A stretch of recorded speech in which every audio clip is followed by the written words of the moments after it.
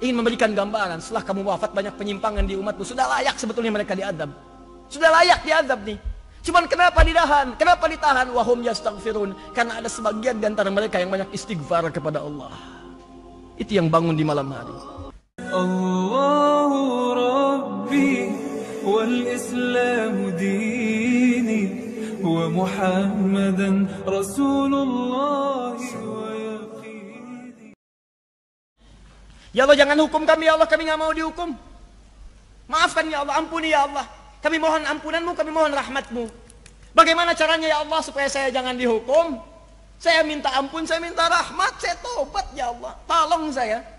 Maka wa nunazzilu minal Qur'an, kami turunkan ayatnya di Quran. Gabungkan semuanya itu minta dengan kalimat. Maka turunlah Al-Baqarah ayat 286 itu. Rabbana la tu'akhidna in nasina aw akhta. Rabbana wa la tahmil 'alaina isran kama hamaltahu 'ala alladhina min Rabbana wa la tuhammilna ma la taqata lana wa'fu afu waghfir ghafir ghafar ghafur warhamna rahmah anta maulana fansurna 'alal qaumil. Allahu akbar. Turun di keheningan malam Anda minta, ya Allah. Kalau nggak paham ayatnya, bacakan maknanya. Hamba mohon ya Allah, hamba-hamba yang salah tidak luput dari dosa, tapi ampunanmu lebih luas ya Allah dibandingkan dengan murkamu. Mohon ya Allah, ya Rabb, rahmatak.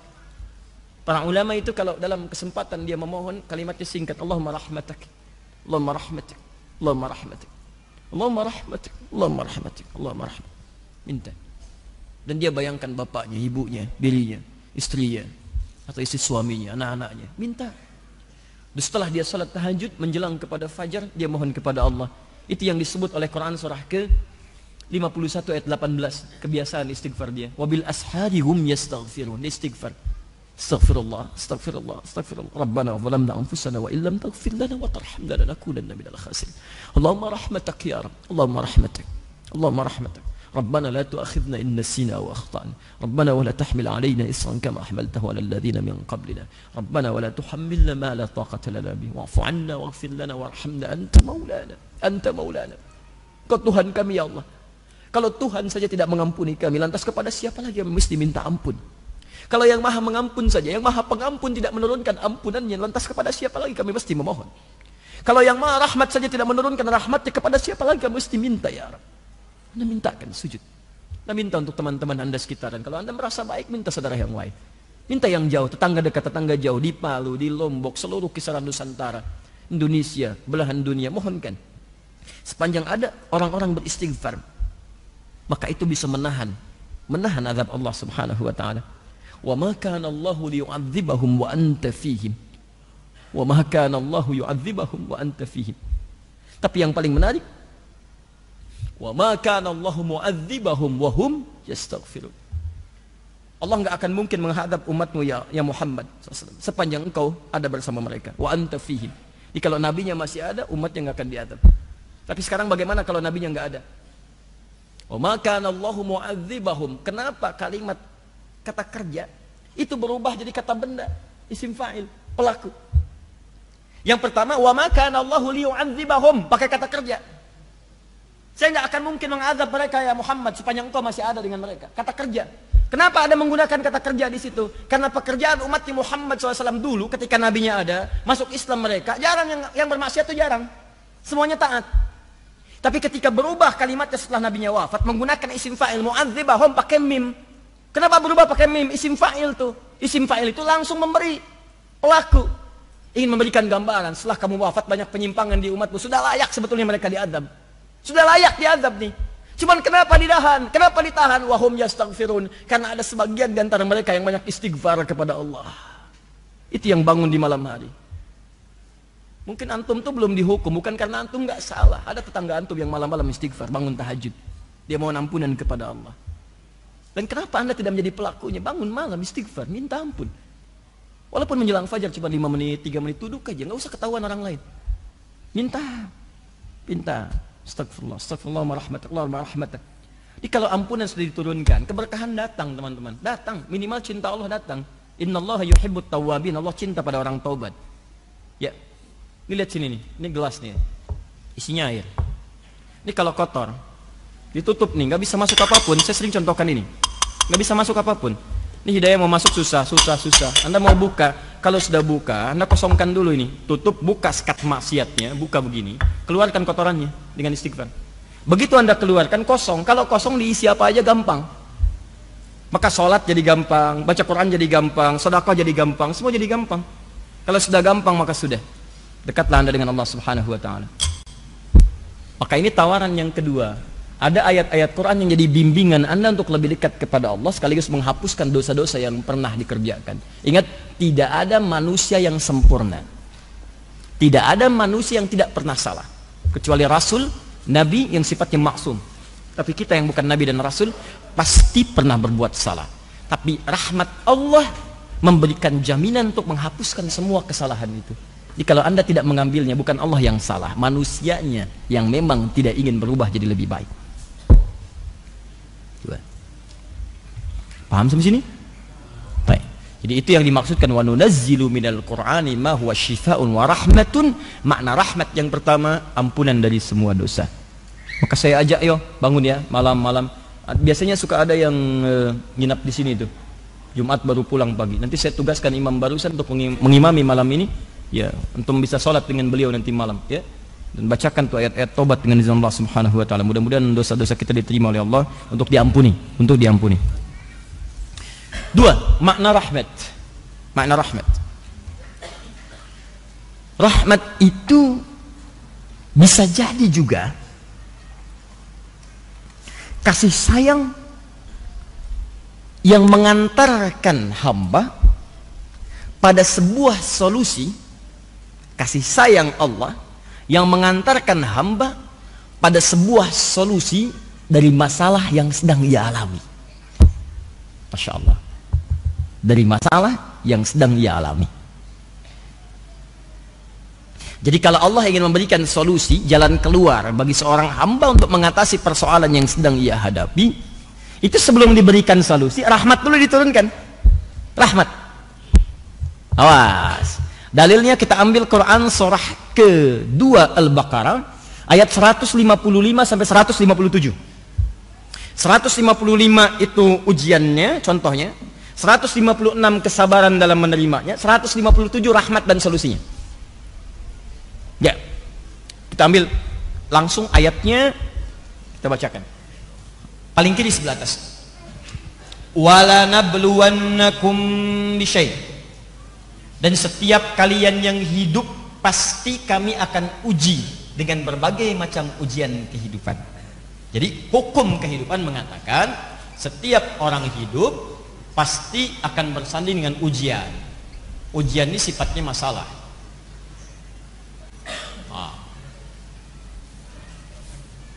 Tolong pahami dulu ya, tolong pahami.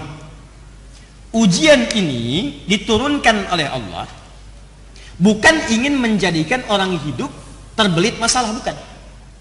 Awas, lihat cara berpikirnya. Tapi ingin meningkatkan kualitas kehidupan seorang hamba. Jadi kalau seseorang sedang mendapatkan ujian masalah, sebetulnya masalah itu turun bukan ingin menjadikan kehidupan dia bermasalah, bukan. Jangan salah cara berpikirnya.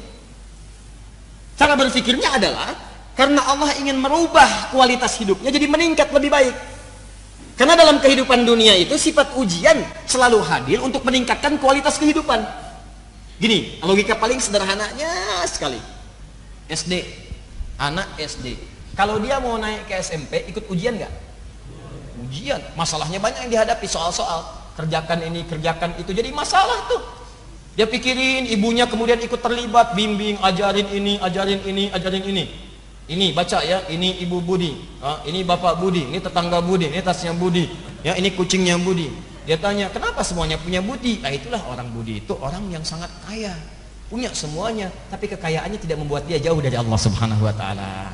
Mau seperti Budi? Mau mah, udah gitu. Ayo baca. Kalau kamu bisa baca dengan baik, besok atasi ujian itu, kamu insya Allah dekat seperti Budi. Semangat dia.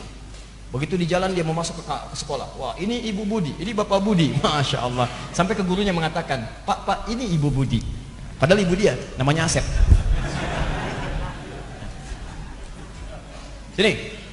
Nah, jadi anak SD itu diuji bukan untuk membuat dia bermasalah, Tapi supaya kualitas keilmuannya meningkat, mentalnya naik, bagus. Apa ukurannya? Ujian.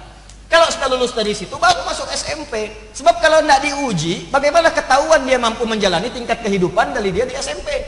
Tingkat pendidikan dia di SMP, pelajaran dia di SMP. Mesti naik dulu statusnya. SMP pengen masuk ke SMA, ikut ujian. SMA pengen masuk kampus, ikut ujian. Dari kampus pengen dapat ijazah, ikut ujian. Nggak ada tiba-tiba ujug-ujug orang dapat ijazah. Ikut ujian. Walaupun formalitas ilmunya lebih tinggi dari dosennya, tetap akan ikut ujian. Di sidang sama dosen, tetap ikut. Kenapa? Karena itu hukum kehidupan. Anda di rumah tangga, Anda di kantor, Anda di kehidupan sosial, pengen hebat, naik status, pengen lebih mulia, pengen lebih kuat, pengen naik status sosialnya, pengen lebih tinggi kedudukan, ikut ujian. Anak SD ada diuji, masa Anda enggak? Kalau Anda nggak siap menghadapi ujian, tanyakan sama anak SD. Bagaimana cara menghadapinya? Kalau Anda tidak siap menghadapi ujian, malu sama anak SD. Anak SD ada diuji, masa ada yang lulus SD nggak mau diuji? Anak SD aja belum berumah tangga, Anda sudah berumah tangga. Yang belum berumah tangga lulus ujian, masa ada yang berumah tangga nggak mau diuji? Ini siapa? Halo? Nah, itu ya. Apakah jomblo diuji? Diuji, sama aja. Ada ujian persaingan, ada ujian macam-macam, kan? Ya, nanti kita bahas lain waktu. Jomblo syariah, jomblo sengketa, jomblo fisabilillah. Ya. Dari sini. Sekarang jadi itu cara mengatasinya ya.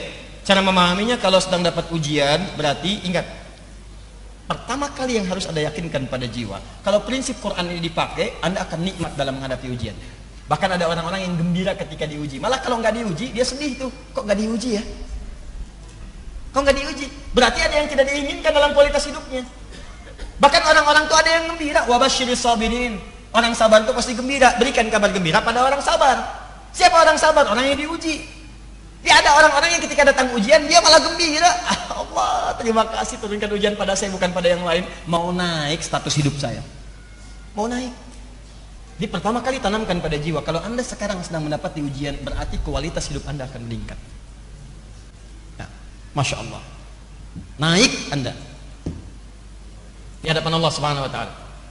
Yang kedua, pahami betul ya, pahami ini. Jadi kalau cara memandang kita seperti ini, kita akan lebih tenang dan lebih siap menghadapi berbagai ujian. Kedua, ingat baik-baik kalimat ini. Ini kalimat Quran. Allah tidak akan pernah menguji seseorang di luar batas kemampuannya. Ujian itu selalu menggunakan di Quran kalimatnya sama dengan pertama sesuai dengan kemampuan. Di ujian itu berbanding lurus dengan kemampuan. Orang yang tidak mampu mengatasi ujian gak akan diuji. Demi Allah saya katakan, ada ujian yang diberikan kepada Anda, bukan pada saya. Itu Allah memandang Anda yang sanggup, saya nggak mampu. Saya mah apa tuh? Ya, Anda yang mampu. Makanya nggak dititipkan kepada saya. Jadi Anda nggak usah mengeluh, Anda mestinya bangga. Karena kaidah mengatakan dalam Al-Quran ayatnya jelas, la yukallifullahu nafsan illa. Nggak akan pernah Allah menguji seseorang di luar batas kemampuannya. Jadi kalau Anda merasakan ujian berat sekali, ya Allah, kenapa mesti saya? Why me? Kata Allah, why not? Kenapa tidak? Kamu yang mampu, Adi Hidayat nggak mampu, makanya nggak saya titipkan ujian pada Adi Hidayat. Cuman kamu yang mampu. Di Anda dipercaya oleh Allah, kenapa Anda nggak yakin pada diri sendiri? Makanya ketika ada ujian seperti itu, tanamkan pada diri, alhamdulillah saya yang dipilih. Saya yang dipilih. Tidak orang lain. Pasti ada hikmah bagi saya. Alhamdulillah ya Allah, Engkau percaya pada saya bukan yang lain, karena saya sanggup. Tapi jangan berlebihan. Bikin status. Memang cuma saya yang sanggup, yang lain tidak. Ceklik. Oh. Dah. Jadi kalau sudah seperti itu hatinya enak, kan? Terakhir, ingat, terakhir cara menyikapinya. Ini saya belum ke rahmat nih. Di balik segala ujian selalu ada solusi. Ingat itu. Inna ma'al usri. Setiap ada persoalan sesulit apapun, akan ada solusi bahkan yang semudah, lebih mudah daripada senyuman. Yusra. Ringan, gampang. Bahasa psikologinya sederhana. Kalau Anda sedang diuji, langsung katakan pada diri Anda, pasti selesai. Pasti beres. Nggak mungkin nggak selesai. Itu meringankan beban kita, teman. Begitu Anda sedang punya masalah, katakan pada diri Anda, pasti beres. Pasti ada solusinya. Nggak mungkin Allah sayang saya, kualitas saya meningkat, pasti selesai, pasti selesai. Kamu bisa di hidayat, kamu bisa, kamu bisa. Katakan pada diri Anda. Ini sebetulnya kalimat-kalimat Quran, cuma itu maknanya diadopsi, diterapkan di tempat-tempat lain. Bahkan yang nggak beriman pun mengambil kalimat itu. Silahkan cek, mereka katakan kamu bisa, saingi dia, kamu bisa. Dalam olahraga, kita bisa, kamu bisa, ini itu. Dan sebagainya. Orang Jepang tuh banyak mengatakan itu. Dalam permainan pun dia katakan itu. Itu ada benteng Takeshi itu. Wah, mau berlomba menaklukkan Takeshi. Wah, bikin ini benteng Takeshi. Kau bisa. Wah, Ustadz hafal. Pernah sekali lah lihat saya itu. Dia selalu menyesuaikan. Ada solusi.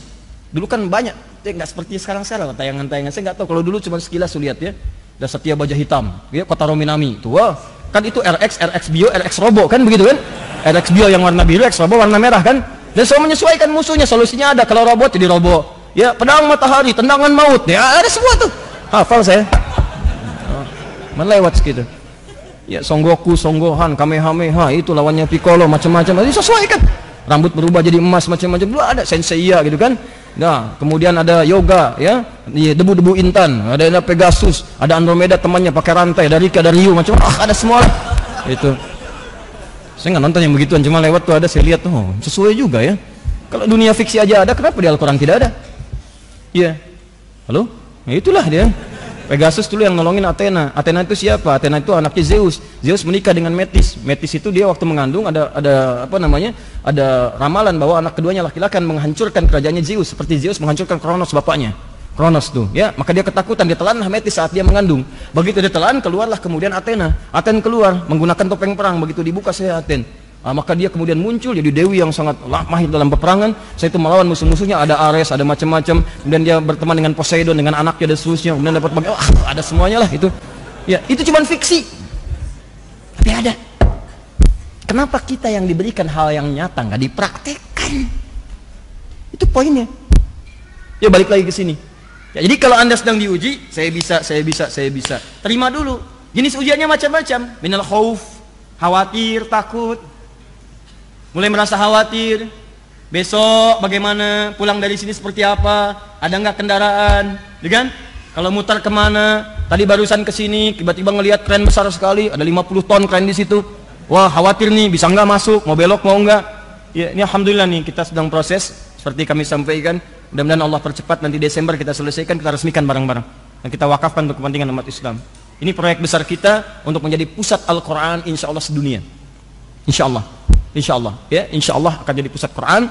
Kita akan turunkan inspirasi dari Indonesia dan kita akan buka nanti beberapa tempat-tempat cabang-cabang di seluruh wilayah Indonesia untuk kita bermohon kepada Allah, Muslim Indonesia menjadi ahli Quran. Kalau sudah jadi ahli Quran, semua akan terbantu mendapatkan barakahnya. Bangsa terbantu, saudara terbantu, kerabat terbantu, karena tidak pernah ada yang buruk dari Al-Quran. Semuanya akan baik-baik, dari ujung kepala sampai ujung kaki. Itu harapan kita.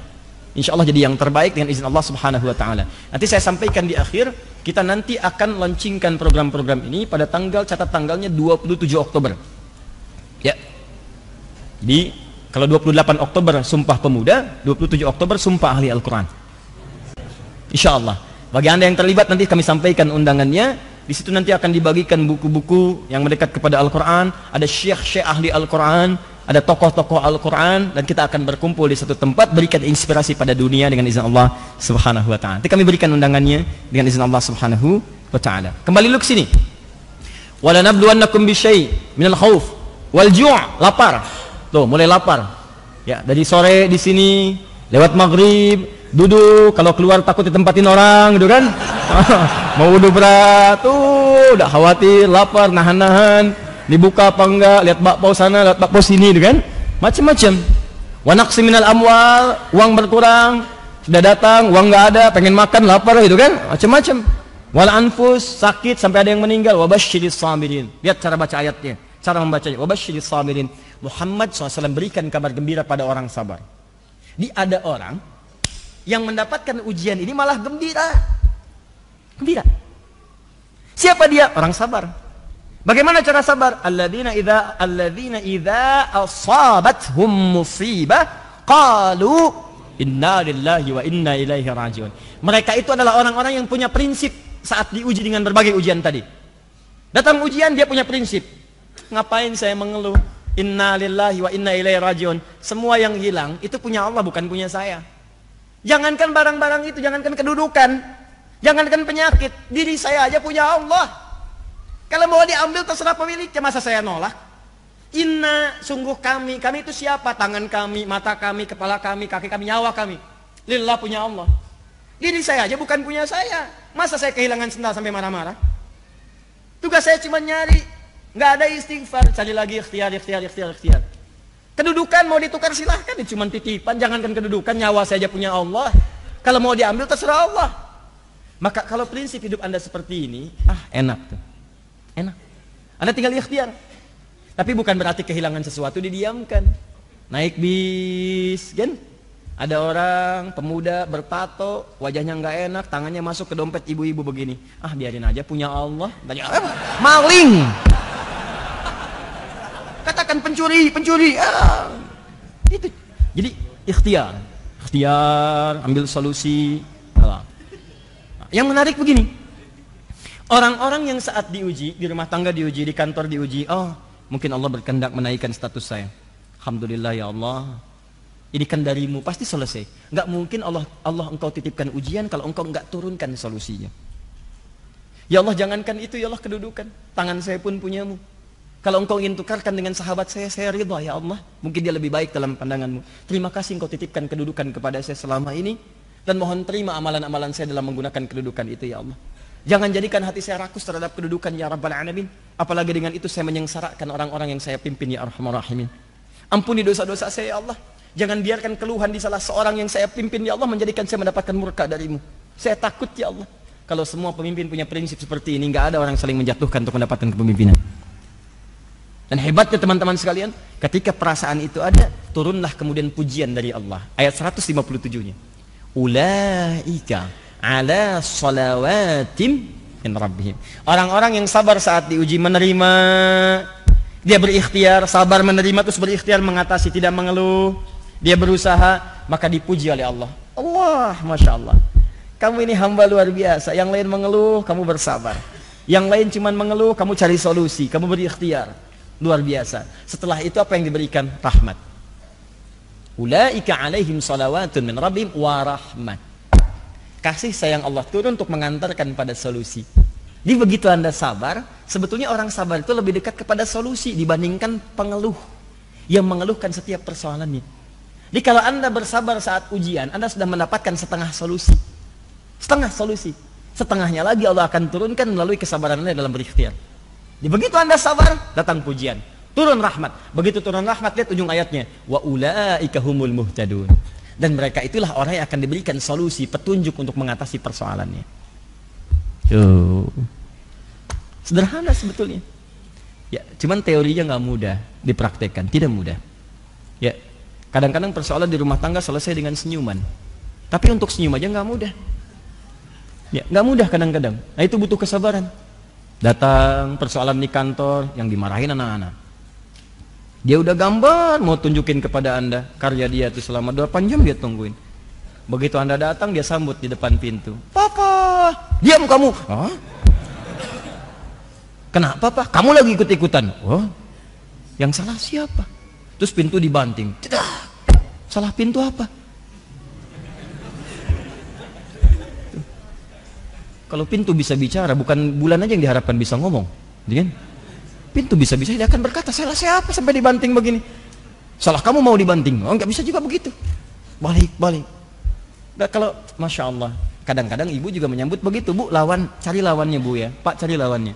Ingat, saya kasih solusi ya, sederhana. Kalau ada sesuatu hal yang tidak menyenangkan, cari lawan positifnya. Itu insya Allah cepat selesai. Cemberut lawannya apa? Senyum. Jadi kalau ada orang cemberut, antum senyum, gak usah marah. Isi cemberut misalnya kan, dicemberutkan datang. Assalamualaikum. Kayaknya kenal. Papa. Kenapa? Udah cerita beres. Dia cemberut. Antum lagi marah. Kenapa kamu? Emang kenapa? Oh, sudah. Udahlah. Tapi memang teorinya mudah, prakteknya itu tidak semudah yang dikatakan. Ustadz juga sama aja. Sama. Makanya jarang ada ustadz ceramah bawa istrinya, jarang sekali. Ini live ya. Kita selesaikan di rumah ya. Khair insyaallah. Paham? Nah, jadi sekarang apa ayat-ayat tentang rahmat itu? Kalau sedang punya masalah, kan? Nah, sambungkan lagi. Ayo, teori besarnya kan kerangkanya di Quran surah 17 ayat 82. Apa ayat-ayatnya untuk mendapatkan rahmat tuh? Kalau di rumah tangga ada masalah, bagaimana cara mendapatkan ayat rahmat? Kan kata Quran, wa nunazzilu minal Qur'ani ma huwa syifaa'un wa rahmatun. Di antara makna rahmat solusi dari masalah. Nah, kalau Anda sedang punya masalah, baca ayat Quran, pelajari, praktekkan dalam hidup. Apa ayatnya? Maka turunkanlah kemudian di Quran ayat-ayat rahmat terkait dengan solusi dalam kehidupan. Contoh, kalau di rumah tangga ayat rahmatnya apa? Turunkan Quran surah keempat misalnya, ayat 34 sampai 35. Kalau ada sengketa suami istri, bagaimana menyelesaikannya? Di situ ada. Dari mulai komunikasi, dari mulai saling berpisah dulu tempat tidur, dimulai saling memberikan pelajaran dulu, saling merenung, sampai minta pendapat kepada orang bijak. Ya, wa in khiftum shiqaqa bainihima fab'athu hakaman min ahli wa hakaman min ahliha, ya in yurida islaha yuwaffiqillahu bainahuma. Ada semua turunannya. Kalau anak-anak sedang punya masalah di sekolah, bagaimana caranya? Ya, sulit untuk paham, ya sulit untuk cepat menangkap pelajaran, apa ayatnya? Turunkan lagi. Kalau di kantor ada persoalan, antum diisengin orang, kadang-kadang misalnya kerja keras antum diserobot oleh orang lain, antum ikut tender, yang menang antum, tapi kok proyeknya dibawa orang, apa ayatnya? Ada. Ya, itu luar biasa. Turunkan ayat-ayatnya 1, 2, 3, 4, ada semuanya. Jadi kalau Anda turunkan itu, baca. Habis sholat berdoa. Kan habis sholat itu zikir kan? Zikir. Apa dalilnya? Quran surah keempat ayat 103. Fa idza qadaytumus sholata fadhkurullah. Jika Anda telah tuntas mengerjakan sholat, berzikirlah kepada Allah. Apa di antara makna zikir? Banyak. Istighfar itu zikir. Hadis Muslim nomor hadis 591. Astagfirullah, astagfirullah, astagfirullah. Allahumma anta salam, minka salam, tabarakta ya dzal jalali wal ikram. Tapi ingat, baca Quran pun zikir, karena Quran disebut dengan zikir. Quran surah 15 ayat ke-9. Inna nahnu nazzalna dzikra. Kami telah turunkan Al-Quran sebagai zikir. Menghafal Quran, mengulang bacaan-bacaan itu zikir. Zikir disebutkan di Quran surah ke-54 ayat 17, ayat 22, ayat 30, ayat 32, ayat ke-40. Zikir. Walaqad yassarnal Qur'ana lidzikri. Kami telah mudahkan Al-Quran sebagai zikir. Ini bukan bacaan biasa. Kenapa setelah Anda selesai sholat tidak baca ayat-ayat itu? Jadi kalau itu dibacakan tuntas, Anda di kantor nih, jeda zuhur. Zuhur jeda tuh. Sebelum zuhur punya masalah. Begitu selesai sholat, bacakan ayat-ayat Qur'annya, minta sama Allah. Ya Allah, Engkau yang berjanji memudahkan. Engkau yang katakan dalam firman-Mu, ya Allah, yuridullahu bikumul yusra wa la yuridu bikumul usra. Engkau menginginkan kemudahan bukan kesulitan. Engkau yang menjadikan solusi ya Allah dalam setiap kehidupan. Engkau yang katakan inna ma'al usri yusra, inna ma'al usri yusra. Ya Allah, Engkau katakan setelah pekerjaan selesai, lapangkan ya Allah, siapkan dan siapkan untuk selanjutnya. Fa idza faraghta fansab wa ila rabbika farghab. Ya Allah, Engkau yang katakan kepada Rabb kamu bertawakal. Saya sekarang bertawakal ya Rabb. Saya telah berikhtiar, saya telah berusaha, saya telah mengatakan menyampaikan apa yang telah Engkau katakan. Saya telah menjalankan apa yang telah Engkau firmankan. Sekarang saya memohon apa yang telah Engkau janjikan. Engkau akan memberikan kemudahan, saya minta kemudahan itu. Engkau akan memberikan solusi, saya minta solusi itu. Kalau dengan semua hal yang saya kerjakan sesuai petunjuk-Mu belum Engkau kabulkan juga, maka tunjukkan pada hamba di siang hari ini ya Allah. Dengan cara apa lagi hamba mesti bermohon kepadamu? Minta. Duhai Anda yang besoknya mau ujian, malamnya bacakan ayat-ayat untuk bisa memohonkan kepintaran, minta pemahaman. Allahumma ya Allah, Engkau yang memudahkan orang untuk belajar ya Allah. Engkau yang turunkan ilmu, Engkau yang menyebut dirimu dengan Al-Alim. Hamba mendekat kepadamu ya Allah, dan Engkau janjikan siapa yang mendekat meningkatkan takwa, Engkau tambahkan pengetahuan. Bahkan Engkau ajarkan pengetahuan. Ya Allah, Engkau yang berfirman dalam ayat-Mu ya Allah, wattaqullah wa yu'allimukumullah. Engkau tingkatkan takwa, aku ajarkan pengetahuan. Engkau yang berfirman dalam ayat-Mu ya Allah, wa ma kana al-mu'minuna liyanfiru kaffah falaula nafara min kulli firqatin minhum ta'ifatun liyatafaqahu fid din. Engkau yang firmankan dalam ayat-Mu ya Allah, yarfa'illahu alladhina amanu minkum walladhina utul ilma darajat. Engkau yang firmankan ya Allah, wa ma utitu minal ilmi illa qalila. Ya Allah ya Arab, hamba memohon sebagian dari apa yang Kau janjikan itu. Ajarkan hamba pengetahuan ya Allah. Pahamkan hamba ya Allah. Tingkatkan iman hamba dengan pengetahuan yang telah Engkau tambahkan pada diri hamba ya Allah. Ajarkan dari yang sedikit itu pemahaman ya Rabbal Alamin. Duhai Allah yang menitipkan pada lisan Muhammad sallallahu alaihi wasallam, lisan Rasulmu yang terakhir, yang ketika ia mengajarkan pada keponakannya ya Rabb, pada hambamu Ibnu Abbas ya Allah, dengan kalimat Allahumma faqihhu fid din wa 'allimhu ta'wil. Ya Allah, mohon lekatkan kalimat itu pada diri hamba ya Rabbal Alamin. Pahamkan hamba ya Allah. Mudahkan hamba dalam mengatasi ujian-ujian pengetahuan. Datang tuh, minta. Ada semua. Diturunkan ayatnya. Turunkan. Bikin. Anda punya masalah apa? Makanya setiap persoalan-persoalan itu diidentifikasi. Sebelum sholat dilihat, nanti cari ayat yang sesuai. Minta, keluarkan ayat itu yang dimaksud wa nunazzilu minal Qur'ani ma huwa syifaa'un wa rahmatun. Ayat-ayat rahmat turunkan. Jadi kan yang dibaca itu aja. Qul a'udzu birabbin nas, qul a'udzu birabbin nas, malikin nas, ilahin nas, min syarri waswasil khannas alladzi yuwaswisu fi sudurin nas minal jinnati wan nas. Ya sudah, mimpi ketemu jin, jalan di jalan ikutin jin dan sebagainya.